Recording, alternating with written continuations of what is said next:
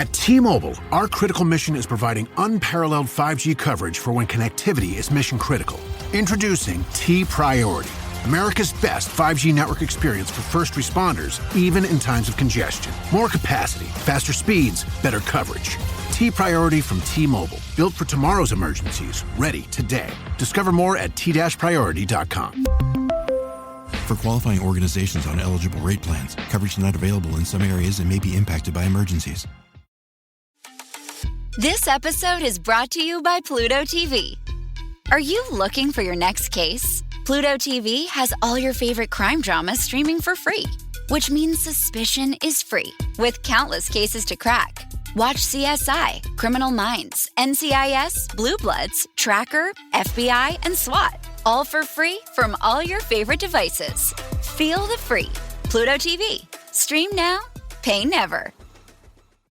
This podcast contains adult themes and language, and some of the things that we discuss may be disturbing to some listeners. In this podcast, we discuss sexual assault, torture, race, and murder. Listener discretion is advised. Please take care of yourself.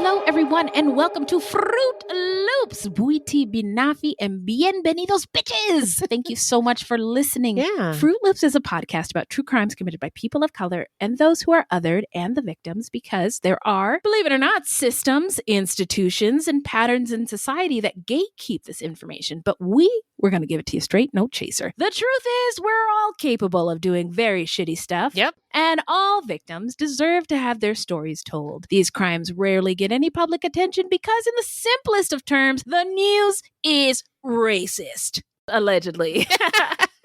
And we are Wendy and Beth. She's Wendy, a Black Latinx woman, and I'm Beth, and I just happen to be white. Mm-hmm. Now, that's just a little piece of who we are. Oh, yes. But who we are not is journalists, investigators, or psychologists. We're just a couple of gals interested in true crime. Also, the opinions expressed in this podcast are just that, our opinions. So, who are we talking about today, friend?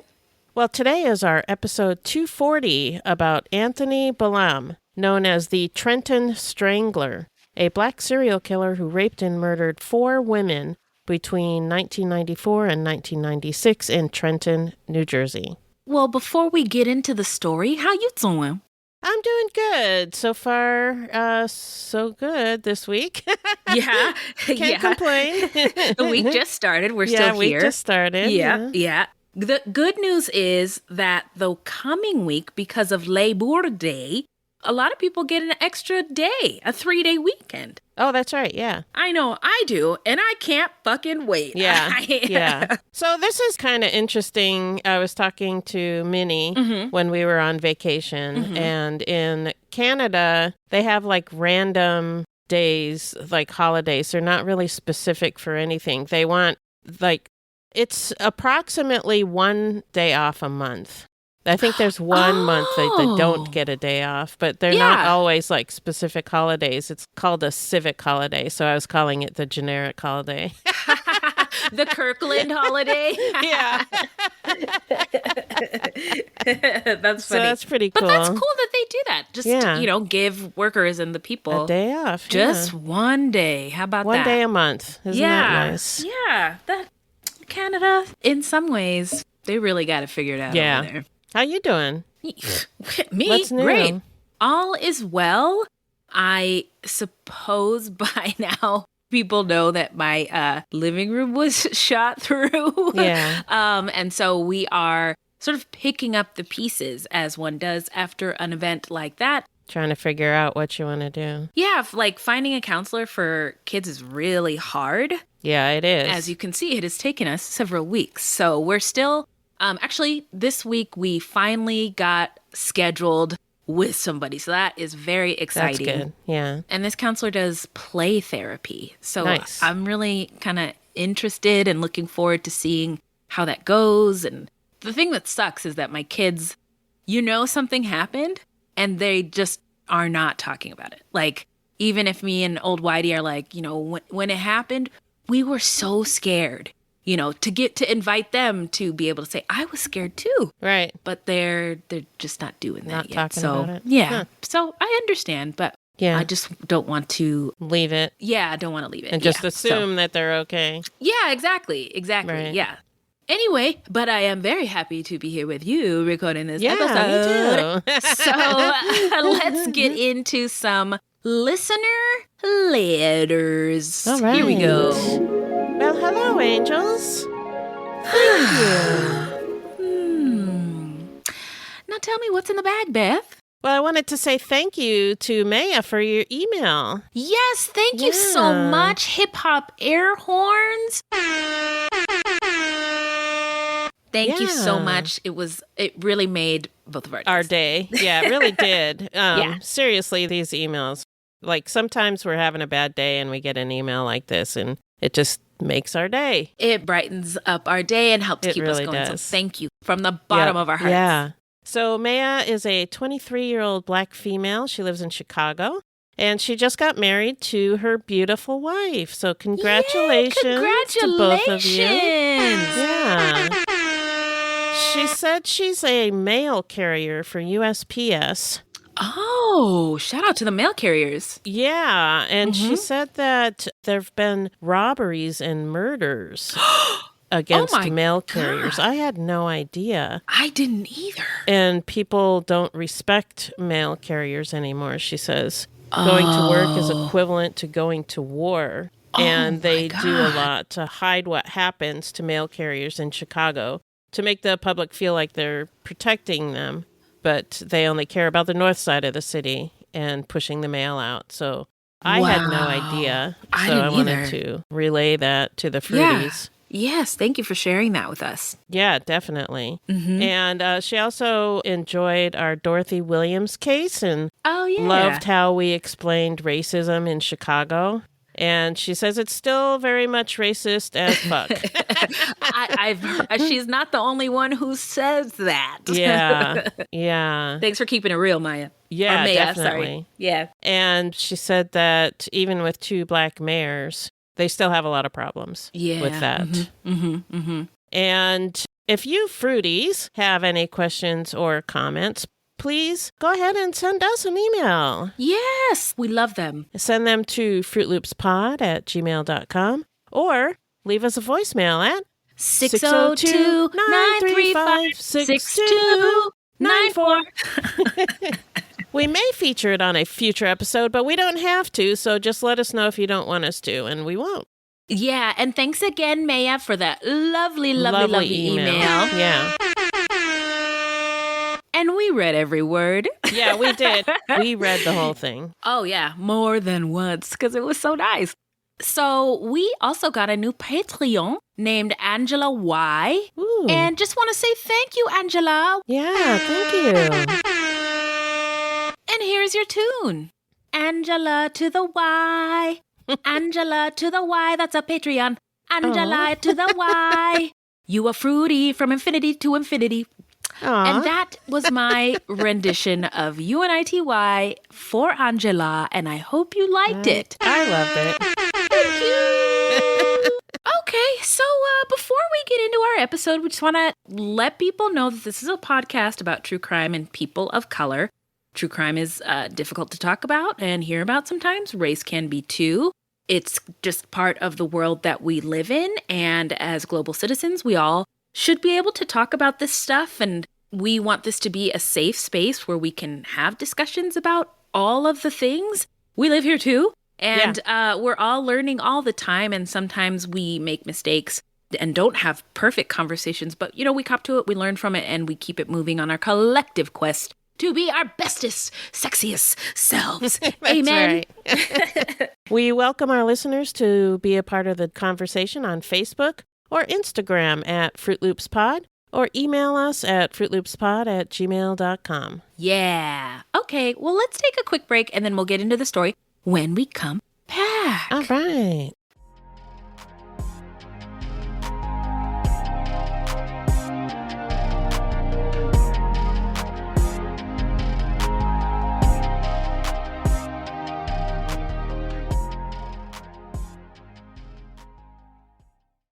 Ryan Reynolds here from Mint Mobile with a message for everyone paying big wireless way too much.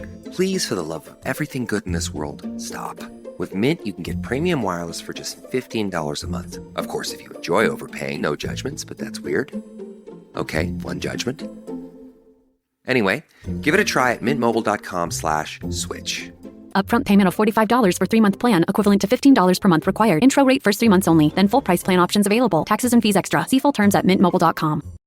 This episode is brought to you by Greenlight. Get this. Adults with financial literacy skills have 82% more wealth than those who don't. From swimming lessons to piano classes, us parents invest in so many things to enrich our kids' lives. But are we investing in their future financial success? With Greenlight, you can teach your kids financial literacy skills like earning, saving, and investing. And this investment costs less than that after-school treat. Start prioritizing their financial education and future today with a risk-free trial at greenlight.com/Spotify. Greenlight.com/Spotify.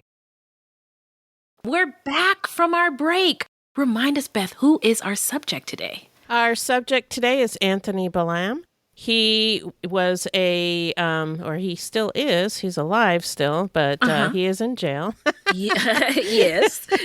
He is a black serial killer who raped and murdered 4 women between 1994 and 1996 in Trenton, New Jersey. Got it. Okay. Now we are upon the Love and Light segment of our show where we just say rest in power to the victims whose lives were cut short, and love and light to their loved ones and communities left in the wake of these crimes. The victims who lost their lives, who were murder victims, are Karen Denise Patterson, who was 41 years old, Valentina Kyler, 29 years old, Connie Hayward, 27 years old, and Deborah Ann Walker, 37 years old. So rest in power to those queens. Yeah. If you have any information about them or know anything about them or their lives, we would love to be able to update the Fruities and listeners on this podcast of more details about the victims if you've got them. So you know where to find us. Yep. Now we're going to get into the setting. Take us there, Beth. The setting is Trenton, New Jersey. And we were just in Trenton for the Duck Island murders, and here we are again. Right. Yeah. We're back.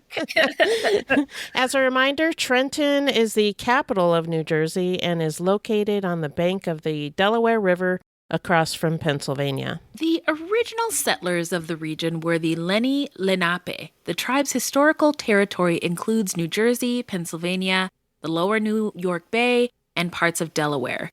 English Quakers settled in the Trenton area in 1679. Because of its strategic location on the Delaware River, Trenton became one of the most productive industrial sites in the greater Philadelphia region. The Lenni Lenape had already carved out a trail connecting the Hudson and Delaware rivers, and during the colonial period, that trail became the most direct route between Philadelphia, which is 28 miles away from Trenton, and New York, which is about 55 miles away. Oh, look at that. Yeah. By 1726, ferries crossed the Delaware to Philadelphia, and by the 1750s, stagecoaches reached New York City. New York. So from then on, Trenton had a steady stream of travelers going between Philadelphia and New York. Wow. I assume it's New York City. Yeah, okay. Yeah, my friend Beth says it's New York City. Thanks. That's what I think. I don't really know. Okay. As a result, to this day, New Jersey has a highly populated central corridor running from New York to Pennsylvania. And after the American Revolution, Trenton became a link in the nation's direct inland route from New England to the southern states. Good transportation links attracted new industries to Trenton from the 1840s on. Black people have been integral to Trenton's history since the colonial period, when early residents brought enslaved people, against their will, to work their land and serve in their homes. By 1801, New Jersey had an enslaved population of about 12,000 people. That's a lot. Mm-hmm. Since New Jersey had a lucrative trade relationship with the South, it was the northern state with the strongest sympathies toward the South. And when New Jersey officially abolished slavery in 1804, it was the last northern state to do so. Oh, no. Yeah. And even then, it was a gradual process of emancipation. And in reality, many black people remained enslaved until after the Civil War and the Emancipation Proclamation.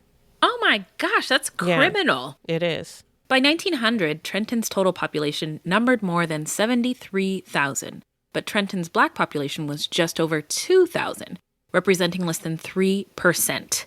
This was due to the city's rapid industrial growth during the second half of the 19th century, which had attracted a large influx of European immigrants. However, during and after World War I, the Great Migration brought thousands of black folks from the rural South to the industrial Northeast and urban areas throughout the United States in search of job opportunities and greater freedom and fleeing the terror of the South. Yes.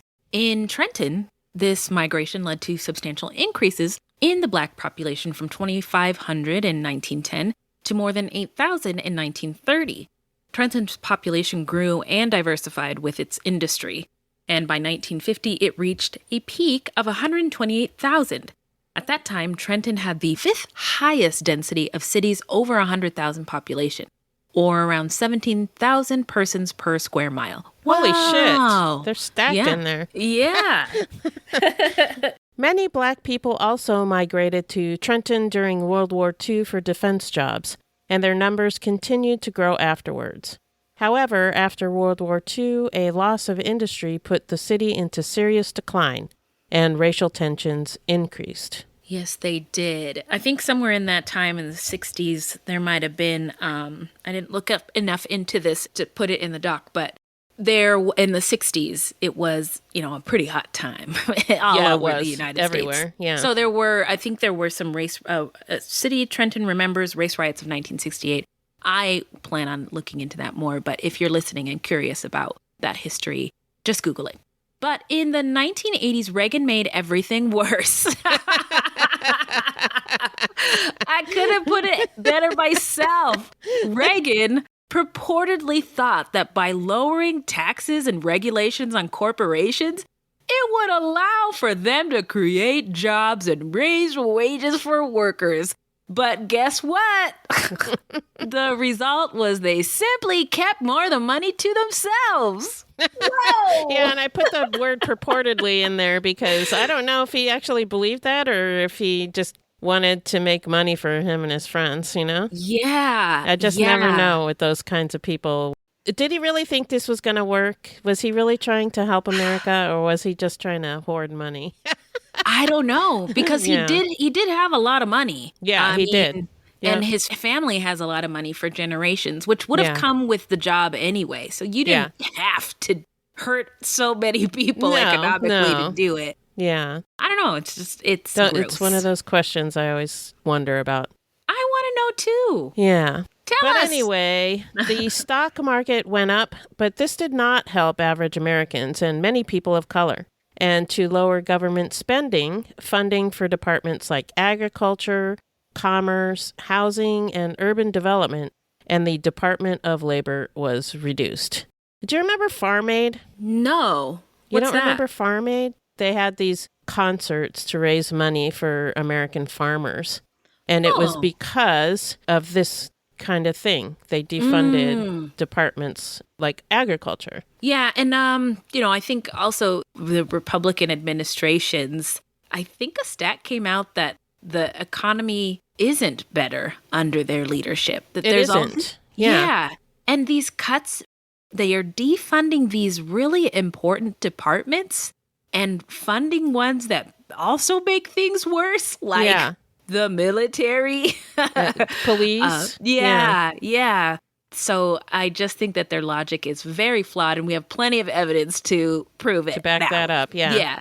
So this reduction in funding for housing and urban development hit Black families particularly hard. Ever heard the saying that when a white man sneezes, a Black man gets the flu? Yeah. So It was particularly hard for them, and since around 56% of Black people lived in central cities and only 20% in the suburbs. The average income for a Black family was $15,432, compared to $27,686 for white families. A very significant Over wage. $10,000 very difference significant in the gap. 80s. Mm-hmm. Yeah. In the 80s. Thank you. Yeah. And it's even worse now. Worse. But this made it significantly harder for Black Americans to thrive in America. Yeah. The Reagan administration did little to address such disparities and in many ways intensified them. Federal spending cuts to AFDC, Medicaid, food stamps, school lunch, and job training programs disproportionately affected Black households. Yeah, ugh, it's just gross. Give me Tim Waltz now. So Black unemployment remained double that of whites throughout the decade. And Black unemployment was only tracked, Black unemployment was 100% during enslavement. And it's been, the numbers are just unfair given the starting line for Black people. Right. But Black unemployment remained double that of whites throughout the decade. And during Reagan's last year in office, the poverty rate for Black people stood at about 32%. Holy shit. As opposed to 10% that's for like white Americans. Great Depression era unemployment. That's bad. 32%. Yeah. That's real very bad. Yeah. By 1990, the median income for Black families was 42% below white households. In some parts of the country, 50% of Black males between the ages 16 to 19 were unemployed. At the other end of the economic spectrum, wealthy Americans thrived. Mm-hmm. Wall Street brokers reaped fortunes selling high-risk, high-yield securities. Reckless speculation helped drive the stock market steadily upward until the crash of October 19, 1987, called Black Friday, when the market plunged 800 points, erasing 13% of its value. And at that time, investors lost more than $500 billion. That's a billion. Wow, that's with a B. Yeah. Quite a loss. Yeah. An additional financial crisis loomed in the savings and loan industry due to Reagan's deregulatory policies. In 1982, Reagan signed a bill increasing the amount of federal insurance available to savings and loan depositors, making those financial institutions more popular with consumers. The bill also allowed S&Ls to engage in high-risk loans and investments for the first time. Many such deals failed catastrophically. What does S&L mean? Savings and loan. Okay, savings and loans. Failed catastrophically, while some savings and loan managers brazenly stole from their institutions. Hey, it was the 80s! And in the late 1980s, S&Ls failed with shocking regularity, which left the government responsible for bailing out S&Ls at an eventual cost. Wow, this price tag is mind-boggling, $132 billion. Yeah. Yeah. That's what happens when you deregulate. Yeah, I guess so. Because people are assholes. Yeah. So guess what? When I'm president, I won't deregulate anything. The stock market recovered from the 1987 crash, and the Dow Jones Industrial Average, which stood at 950 in 1981, reached 2,239 by the end of Reagan's second term. But the economic gains of the decade were unequally distributed. The top fifth of households enjoyed rising incomes, while the rest stagnated or declined. Yeah, this is about when people started saying the middle class is disappearing, no? Yeah, exactly. Yeah, and that's fucked up. Annual CEO pay rose from $3 million in 1980 to roughly $12 million. Holy shit. During Reagan's last year in the White House. And at the same time, the number of Americans living in poverty remained steady at 32 million. 33. So 33 million. Even worse. And real per capita money income grew at only 2% per year, a rate roughly equal to the Carter years. So nothing got better for regular Americans. Yeah, nothing. Although more jobs were created than lost during the 1980s, half of the jobs eliminated were in high-paying industries, and half of the new jobs did not pay wages above the poverty line. The economic divide was most acute for people of color. 1/3 of whom qualified as poor. Today, this just thought about leadership, right? Like, what's good for the goose is good for the gander. Does that mean that better to help as many people as possible? You know what I mean? Well, that particular phrase means something different, but... Okay, that's why I never use it. I was just wondering. But I mean, I imagine that if you're president, you want to be the president for all Americans, you would right? think so. And you would the think lives so. of all Americans, not just your rich not pals. just your rich friends, but sometimes it seems like that's not true. Well, great. I could be wrong, but that's just what it seems like sometimes. Okay, well, today, New Jersey's racial disparities are particularly staggering in the area of economic security. In white New Jersey, the median household wealth is $322,500, but the median household wealth in Black and Latinx New Jersey is just $17,700 and $26,100, respectively. A nearly $300,000 racial wealth gap. Shit. If that does not just blow your mind, I don't know what to say. Yeah. I just those numbers are not good, and no, it's disgusting. Yeah, it should bother a lot. It should bother a lot of us. It should bother everybody.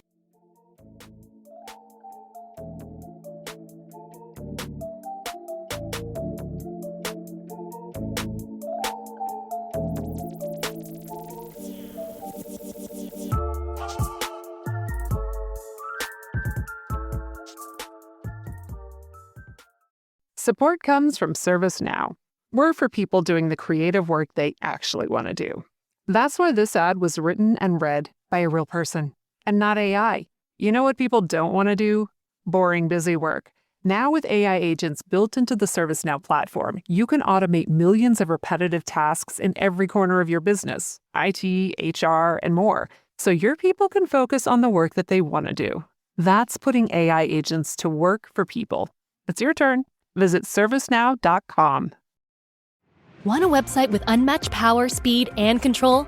Try Bluehost Cloud, the new web hosting plan from Bluehost, built for WordPress creators by WordPress experts. With 100% uptime, incredible load times, and 24/7 WordPress priority support, your sites will be lightning fast with global reach. And with Bluehost Cloud, your sites can handle surges in traffic no matter how big. Plus, you automatically get daily backups and world-class security. Get started now at Bluehost.com.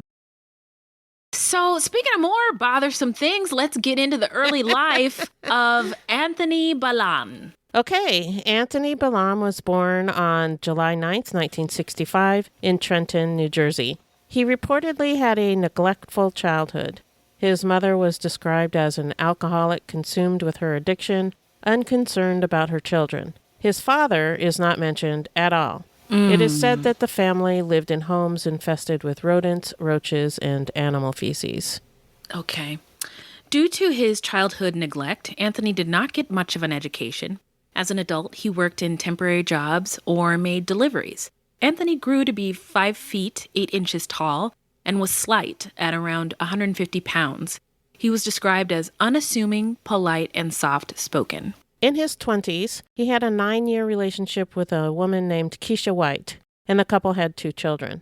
After they broke up, Keisha said that when he was employed, he paid child support and that he was a good father. She said that he was never violent with her. Like his mother, Anthony Balaam struggled with addiction.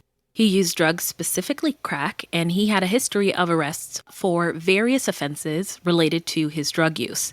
These included arrests for possession and for burglary. This was during the crack epidemic. Crack is a smokable variety of cocaine which is more affordable and accessible than powder cocaine. Crack is noted for its instantaneous and intense high, which keeps users craving more and caused an upsurge in crack addictions at the time. Between 1982 and 1985, the number of cocaine users increased by 1.6 million people. The crack epidemic began during Reagan's presidency, but I feel like Nixon might have said America's number one problem is drug abuse. Yeah, he did. He started the initial drug war. Okay. But it wasn't about crack. Aha! Thank you very much for making that You're distinction. welcome. She does it again! So, during this time, as we mentioned in our history portion, Black and brown communities were already being eroded economically, having been disproportionately affected by Reagan's harmful policies. The crack epidemic further decimated Black communities that were dealing with very high unemployment rates. Few skills and resources were needed to sell crack, and a small-time drug dealer could make a decent living selling it. And for some, it was the only way that they could make money. This was particularly true for Black youth. Yeah, and I think back to that documentary that we watched. Maybe it was Crack, Cocaine, and Conspiracy. Yeah, maybe that was it. But just, it really displayed... Talked a lot about this. Yeah, how things were at this time. That they're really, because of the policies, there were no jobs, there were no places to make money, and you got to eat somehow. Yeah, you got to make some money, you got to buy food, you got to take care of your families. Yeah. So, this was available, something that you could do. Right. So instead of treating the issue as a public health emergency, the way they kind of treat fentanyl now, politicians instituted sentencing guidelines that punished users of crack more harshly than users of powdered cocaine. The heavy hand of law enforcement came without addiction prevention resources. In 1986, the U.S. House of Representatives drafted the Anti-Abuse Act, which was signed by Reagan that October. The law imposed mandatory federal sentences of 20 years to life in prison for violating drug laws. The law also made possession and sale of crack rocks harsher than that of powder cocaine. Which doesn't make any sense because it's the exact same substance. It's the same stuff, yeah. Yeah.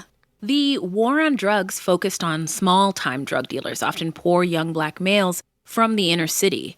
Federal prison admission for drug offenses soared, and I wish there was a stronger word, soared. Yeah. And blew up. Yeah, blew up, exploded, Oppenheimered. And the prison population doubled due to arrests of drug dealers and their customers. 1 in every 4 Black males aged 20 to 29 was either incarcerated or on probation or parole by 1989. 1 in every 4, which contributed to the United States having the highest incarceration rate in the world.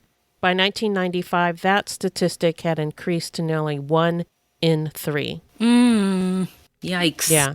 I always think about the movie 13th. Yeah. That one. If anybody has questions about this part of the story, watch the movie 13th. Excellent. Thank you. Yes. Yeah. That is such a good tip. Thank you, Beth, because that movie is incredibly informative. And we have a discussion of it in our podcast feed that we had with, I don't know who we had it with, but we had it. And it was, it was good. It's one of the episodes and it was good. Now let's get on into the timeline. Hit it, Beth. So at the time of the murders, Balaam was unemployed and lived on Stuyvesant Avenue with a roommate. The murders all occurred within a 2-mile radius of his home. All of the victims were described as fairly small. I mean, I think because he was a fairly small guy. Yeah, had a small stature. Yeah. Mm-hmm. Now, police said he cruised the neighborhoods in the pre-dawn hours. And I noted that in the sources that I saw, that time, it's the sex workers on the street. It's the end of their night. I thought, that's a good time to hunt humans. Yeah. And it was mentioned in a lot of articles, just the word, the pre-dawn hours. Yeah. Okay, thank you. So police said he cruised the neighborhood in the pre-dawn hours looking for a woman who would trade sex for crack. He would then strike bargains with the women, offering drugs for sex. Once a deal was made, they would go to a secluded location. There, during the sexual encounter, he would threaten them with a knife and eventually strangle them to death. Unfortunately, we could find nothing about the victims aside from their names and ages.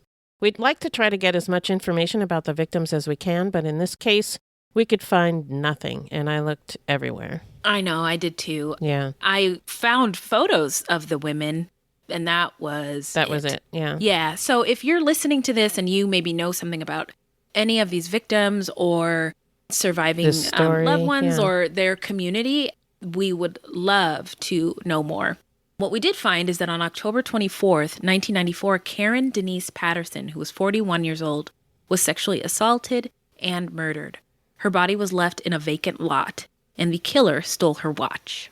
On March 19th, 1995, Valentina Kyler, 29, was found dead, and her body lying among some weeds and rubble behind an abandoned home. She had been sexually assaulted and murdered. Less than 1 month later, on April 10th, 1995, Connie Hayward, 27 years old, was murdered and left in a hotel room in a rundown hotel on South Broad Street. The killer stole property from her, but it was unspecified what that property was. Nobody at the hotel could recall who she was with prior to her death. In July of 1995, Balaam moved to Detroit. We don't know why, but we do know that he didn't stay there long because he was back in Trenton in January of 1996. On February 16th, 1996, a woman was raped, and her rapist also attempted to murder her. But the woman was able to get away, and she gave police a description of her attacker. On the morning of July 29th, 1996, one of Balaam's neighbors, Catherine Emerson, she lived a couple of houses down from Balaam, but she didn't know him. Anyway, she received a phone call from another neighbor who told her to look out her back door. Catherine did so, and she saw something in a nearby lot. It was the body of a small framed woman lying on the grass with her blue and white coveralls pulled down. According to Catherine, the woman was so small, she initially thought it was a child. Police were called and the body of Deborah Ann Walker, 37, was found. Deborah had been sexually assaulted and murdered. Her body left behind a home on Stuyvesant Avenue, 5 doors down from Balaam's home. Her killer stole $4 from her. $4. That's it. Yeah, that's, I don't know. Ugh, I don't even know. I mean, it just seems so unnecessary. Such little. Yeah. Such little money. You took money. so much from her already. Yeah. What, and then you got to take her $4 too. Yeah. Like it. Yeah. That's a WTF moment. Okay. Right. Yeah. So now let's get into the investigation and the arrest. So police became convinced from the details of the attack and the weapon used by that woman who survived that the attacker of the February 16th victim was also the strangler that they were seeking. Balaam eventually became a suspect. We're not sure how, but it was mentioned in one article that a confidential informant told the police what Balaam was wearing on the night of one of the murders. Not sure what that means, but that's what they said. Huh. Oh, well, yeah, okay. Yeah. Show us your police report. Show us your records. We need to know if this was legit.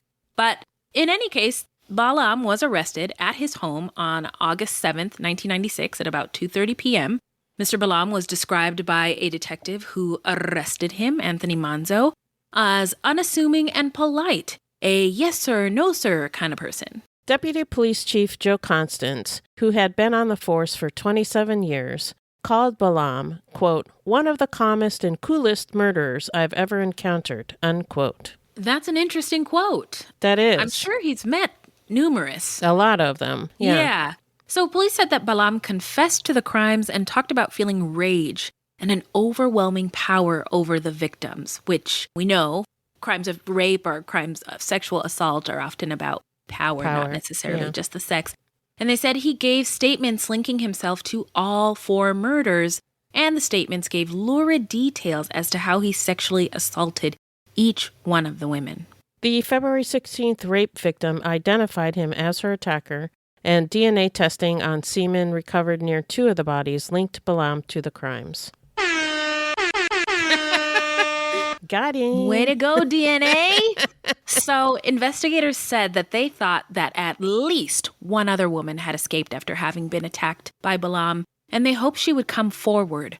As far as we know, nobody ever did, although it is possible somebody did, as there was very little information in general out there about this case. Yeah, it was really hard to find anything about this case. Yeah, it was like, I did my kind of research, and I was done in an afternoon. And it was one of those for me that I spent days and days and days looking, and found hardly anything. Yeah. So here we are. Goose eggs for both of us. So the investigators spoke with police in Detroit, where Balaam had lived from July 1995 to January 1996, to determine whether he might have committed crimes there. a homicide investigator in Detroit said that the city had no string of unsolved murders and that the police did not recognize Balaam's name. Kesha White did not believe that the father of her 2 young children, a son age 5 and a daughter age 3, was guilty. Another female friend, Priscilla Hollis, didn't believe he was guilty either.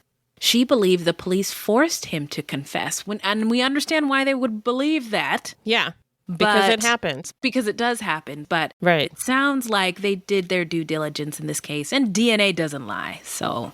True.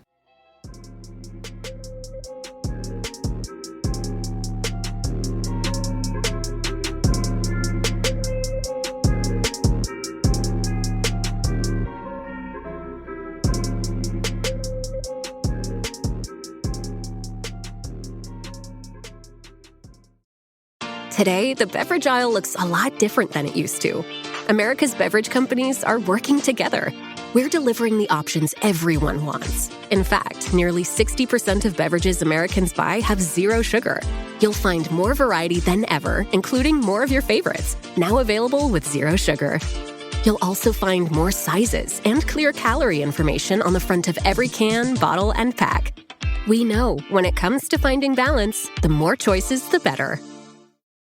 So in addition to murder, Balaam was charged with robbery and the possession of illegal weapons. And bail was set at $2 million. So he wasn't getting out. He was not going to be able to get out. No. Now we're going to get into the trial. Balaam was convicted on June 1st, 2000 by a panel of 7 women and 5 men. During the penalty phase, the prosecution cited 2 aggravating factors in support of the death penalty: that the killings were accompanied by acts of sexual assault, and they were committed to eliminate the victims as witnesses. The defense presented a total of 21 mitigating factors. I wish I knew what all of them were. Yeah.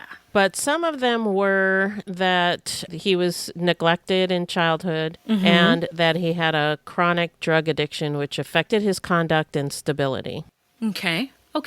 Explanations, maybe, not excuses. Right. So Balaam was spared the death penalty on January 26, 2001. He was sentenced to 4 consecutive life terms, each with 30 years of parole ineligibility. So let's get into where are they now? Well, I guess I'll tell you, or Beth will tell you. Okay. Anthony Balaam is currently serving his time at New Jersey State Prison, formerly known as Trenton State Prison. He will be eligible for parole on August 4th, 2116. Wow. He's not getting out. Not for a very long time. He's never getting out. No. So in an appeal, he claimed that his confession was involuntary and it was the product of excessive questioning. Well, I don't think his appeal went through. Oh, it didn't go anywhere. Yeah. No. So he's But a lot of them don't. Yes. Yeah. Now let's get into what we think about this case and our hot takes. What are your piping hot takes, Beth? What do you think? You might be shocked by this, but I'm not 100% convinced that he's guilty. Oh, yeah. Okay, I'm with you there. I'm following. I wouldn't put it past the police to force a confession. We've seen that before. Happens a lot. Especially during this time period, you know? Yes. And I think the issue is I couldn't find enough information to convince me. I would like to know how they decided on him as a suspect and more about the evidence. Yeah. They did have DNA. Okay. But they said it was near the bodies, not on the bodies. And I don't know. I don't trust the police during this time. Yeah, no. I hear Trenton's kind of racist. Yeah. Yeah, well, we did a rundown of the history and the demographics, so it would make sense that those white supremacist policies and attitudes that played a part in investigating and trying this case were not eliminated by time. Yeah, and DNA was new. I don't know. I just don't.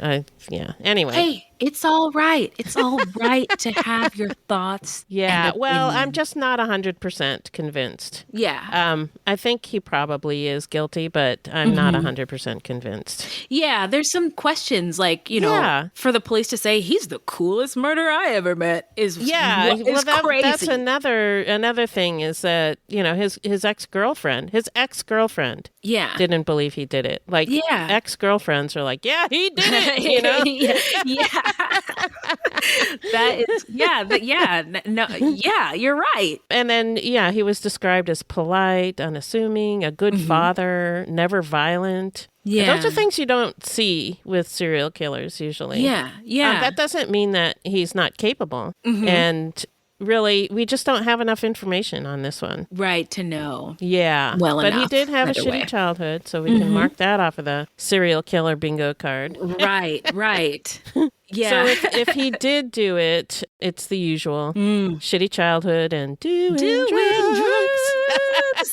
That's exactly what I was going to say. I was going to just talk about kind of my thoughts are on the generational curses and the environment that is America and being a poor Black person without resources inside it. Right. And the desperate things that you might be led to do. We know that his father wasn't present and his mother also struggled with addiction. And people don't just become addicts because it's so fun. Yeah. There's trauma. There's trauma. Usually. There's struggle. Physical addiction. Yeah. Something that is difficult to face or pain. And I gotta believe that the things that made it difficult for Balaam's mother to heal also made it difficult for him to consider or see as possible for him living a life without those things, without survival crime, without having to do crack. Yeah. And really he was just surviving. I mean, he did not have a good education. He was picking up jobs where he could. He may have been selling drugs. I don't know. Yeah. Oh, something else I wanted to mention was that the articles from the time, a lot of them were like crack addict kills women, all about crack. It was like really weird. It kind of reminds me of the satanic panic. Yes. The way that crack in particular and Black people who were using it or around it are just described in kind of like the same awful, evil ways as somebody who was, a Satanist or something. Yeah, it's like crack addict, arraigned in killings. Yeah. Addict, raped, killed 4. Yeah. Crack addict admits to raping, killing. It's just so weird. Yeah. But that, I mean, the news is racist. Yeah. Allegedly. Yeah. And what do you know? There's evidence supporting some of those. Look at that. Yeah, look at that. The economic conditions couldn't have helped either. No. But there are also a lot of people maybe with similar situations or paths as Balaam who didn't kill anybody. Absolutely. So there's that.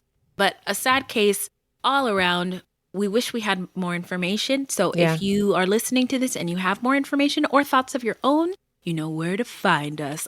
All right, now we're going to move on to how not to get murdered. So, if you love true crime and you don't want to die, here's a tip for you. I never know what's going to come out. That one was pretty good. Me either. It was. This segment is not intended to be victim blaming. We thought of this segment because I read somewhere that a lot of people listen to true crime because they want to know what they can do to be safer. This is not meant to blame the victims. It's just learning from other people's experiences. Yes, y'all. We don't have a tip today, but we know that you out there listening might have some how not to get murdered tips to share with the other fruities based on your experiences or things that you've seen. And if you are comfortable sharing how not to get murdered with the fruity community, we would really appreciate it. We want to invite the fruities. Yeah, please do. Send your how not to get murdered tips to fruitloopspod@gmail.com. Send it in a voicemail or get at us on social media. Yeah. At fruitloopspod on all socials. On all the stuff. Yeah, on all the things. Okay. It is shout out time where we shout out any content by or about people of color or any true crime goodies. All right. I talked about this in the extra episode. But Weird Little Guys is so It's really good.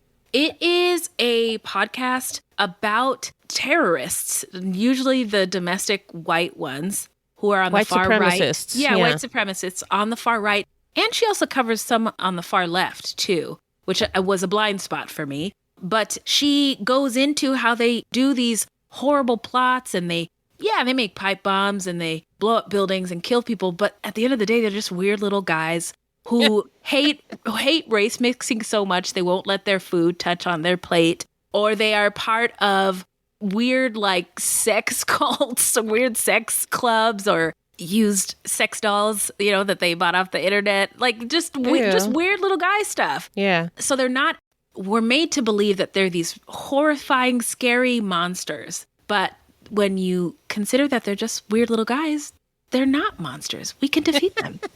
So that's what I got. What do you got?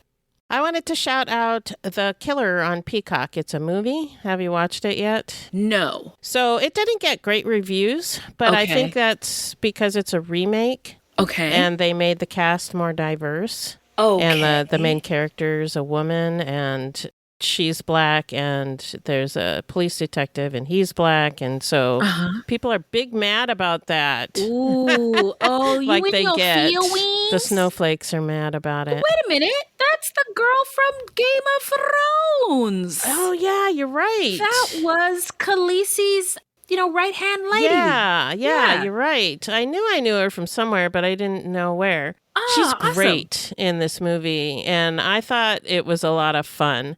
It's about a contract killer. That's her. Okay. And she refuses to murder a young blind woman on the orders of her handler. So she finds herself being hunted by other people. So, yeah, the table gets turned. And I thought it was a lot of fun. I mean, it's not great. Check your brain at the door. But it was fun. We need stuff like that. Thank you for bringing it here to us. You're welcome. Something where I can turn my brain off. You know, it's funny. I was talking to old Whitey about how when I was a kid, I used to do my homework during lunch. I'd do my homework on the bus and then finish my homework as soon as I could when I got home. And I was like, I don't know why I did all that because I didn't have any friends or anything to do really. But it was because I wanted to watch my programs. I wanted TV, to turn my brain off and just watch and enjoy. Just watch TV. And thank you for bringing something else for me to do that with. So that, to recap, is Weird Little Guys, a podcast wherever you get your podcast about white supremacists who are actually just little weirdos. And The Killer on Peacock, which is an exciting thriller. And I can't wait to see it. Beth, where can the people find us? Our website is fruitloopspod.com, and we use Fruit Loops Pod for all of our social media. The footnotes for each episode can be found on our website. Plus, check it out for the different ways that you can support the show. Also, join us on Patreon, where we have literally hundreds of hours of bonus content. You can also support us by supporting our sponsors or by giving us a 5-star review. 5 stars only, please. Also, don't forget to subscribe. That's right. Now, listen close. This is a weekly podcast, and new episodes drop every Thursday. So until next time, look alive, y'all. It's crazy out there.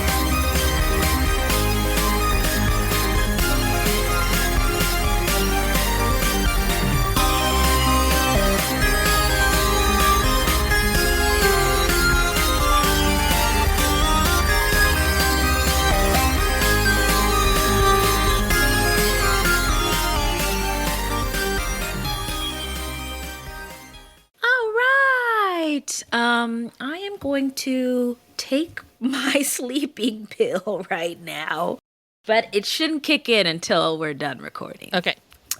At least We I don't hope, think anyway. so. Let's see what happens.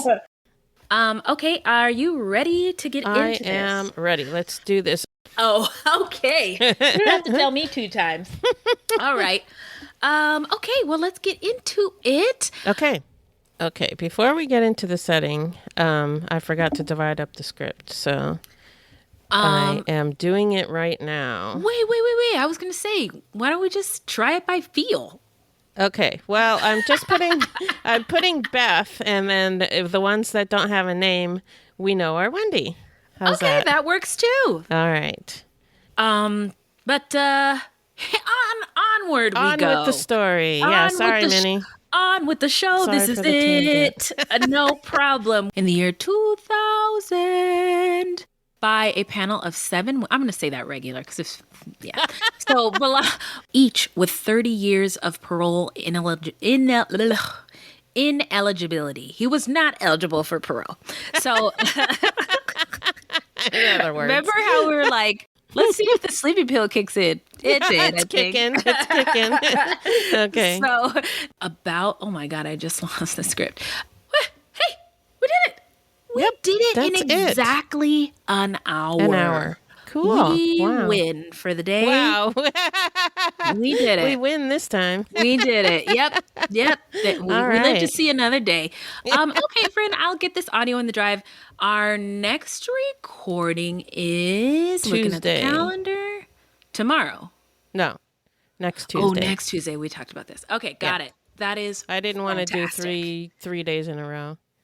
I don't want to do that either. Thanks for thinking of our much needed rest. Yes. So, okay. Well, all right. Bye. Love you. And Love thanks, you too. Minnie. Bye. Okay, bye. Bye. This December, Christmas gets creepy with the Empty Coffin Podcast. This is host Greg Hansberry, and we are unwrapping the dark side of the holidays. This month, we revisit the haunting tragedy of a rock legend's final performance. The band was on. They had just started their opening song. The killer walks across the stage, gun drawn. We revive the forgotten tradition of telling ghost stories for Christmas. There's this miserable, sour old man who spends all the time on his own in the graveyard, and the goblins take him. And we sink our teeth into Nosferatu lore. This story cropped up that the actor who played Nosferatu was so convincing that he was an actual vampire. The Empty Coffin Podcast is part of the Evergreen Network. Subscribe on your favorite app and have yourself a scary little Christmas. Hi, I'm Matt Harris. Seton Tucker and I host the podcast Impact of Influence, which for 2 years covered in depth Alec Murdaugh, who was eventually convicted in 2023 of murdering his wife Maggie and son Paul. That story continues to evolve, and we will cover that. Plus, we will tell you stories of other true crime events that have happened in the South. Please join us on Impact of Influence. And give us a follow on the Impact of Influence Facebook page.